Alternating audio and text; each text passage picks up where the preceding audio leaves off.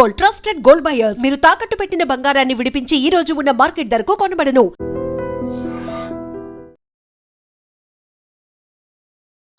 ఈరోజు అనేక రకాల సంక్షేమ కార్యక్రమాల విషయంలో ఈరోజు కాలేజీకి వెళ్ళేటువంటి అమ్మాయిలకు స్కూటీని ఇస్తున్నాడు. ఎంతమందికి స్కూటీలు ఇచ్చాడో చెప్పాల్సినటువంటి అవసరం ఉంది. అందుకే మీ అందరినీ కోరుతా ఉన్నాను, కాంగ్రెస్ పార్టీ ఓటు అడగడానికి వస్తే కాంగ్రెస్ పార్టీని అడగాలి.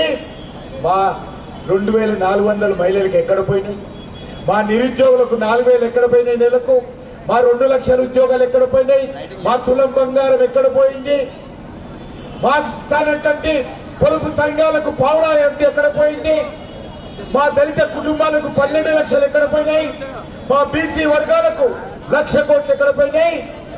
కాంగ్రెస్ పార్టీని నిలదీయాల్సినటువంటి అవసరం ఉంది. మరి బీఆర్ఎస్ పార్టీ అధికారంలో 10 సంవత్సరాలు ఉండింది. ఉదయం లేస్తే సాయంకాలం వరకు కేసీఆర్ ఊదరగొట్టాడు. ఏమని? డబుల్ బెడ్రూమ్ ఇస్తా, డబుల్ బెడ్రూమ్ ఇస్తా, డబుల్ బెడ్రూమ్ ఇస్తా. ఏ ఒక్కరికి కూడా ఈరోజు డబుల్ బెడ్రూమ్ ఇవ్వలేదు. అందుకే నేను అడుగుతా ఉన్నాను, డబుల్ బెడ్రూమ్ ఇస్తానటువంటి ఈయనటువంటి బీఆర్ఎస్ పార్టీకి ఎందుకు ఓటేయాలి అడగండి. ఈ రోజు జూబ్లీ హిల్స్ లో గోతులు పట్టే రోడ్లు కనిపించడానికి కారణము మొట్టమొదటి దోషి బీఆర్ఎస్ పార్టీ, రెండవ దోషి కాంగ్రెస్ పార్టీ. ఈ రోజు జూబ్లీ హిల్స్ లో ఎక్కడ చూసినా రోడ్ల మీద డ్రైనేజ్ ఏరులై పారుతా ఉంది. దానికి మొదటి దోషి బీఆర్ఎస్ పార్టీ, రెండవ దోషి కాంగ్రెస్ పార్టీ. ఈరోజు జూబ్లీ హిల్స్ లో ఏ ఒక్కరికి కూడా స్వచ్ఛమైన మంచి నీళ్లు రావు, డ్రైనేజీ కలిసి నిలిస్తారు. దానికి మొదటి దోషి బీఆర్ఎస్ పార్టీ, రెండవ దోషి కాంగ్రెస్ పార్టీ. అందుకే ఈరోజు అడుగుతా ఉన్నాను, బీఆర్ఎస్ 10 సంవత్సరాలలో ఈ రాష్ట్రాన్ని దోచుకున్నది. బంగారు తెలంగాణ అని చెప్పి కేసీఆర్ కుటుంబం మాత్రం బంగారు తెలంగాణ. ఏ ఒక్క ఉద్యోగం భర్తీ చేయలేదు, ఒక టీచర్ ఉద్యోగం భర్తీ చేయలేదు. అంతేకాదు కేసీఆర్ హయాంలో విపరీతమైనటువంటి అవినీతి తాండవించి కేసీఆర్ కుటుంబము ఈ తెలంగాణను దోచుకున్నారు. తెలంగాణ ప్రజలందరూ కూడా మా కుటుంబానికి బానిసలుగా ఉండాలని అనుకున్నాడు కేసీఆర్.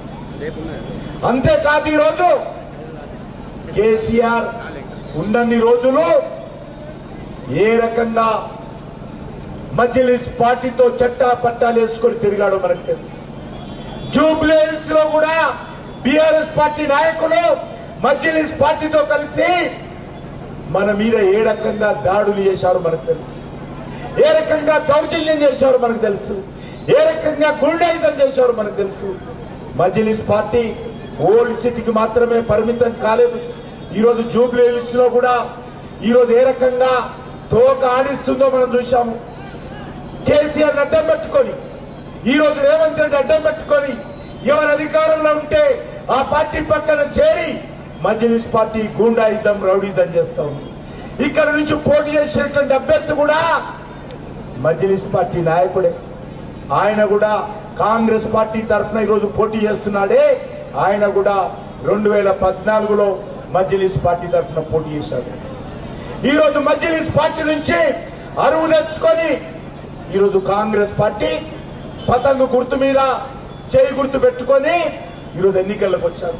అందుకే మీ అందరినీ కోరుతా ఉన్నాను, మజ్లిస్ పార్టీని పెంచి పోషించేది బీఆర్ఎస్ పార్టీ, కాంగ్రెస్ పార్టీ.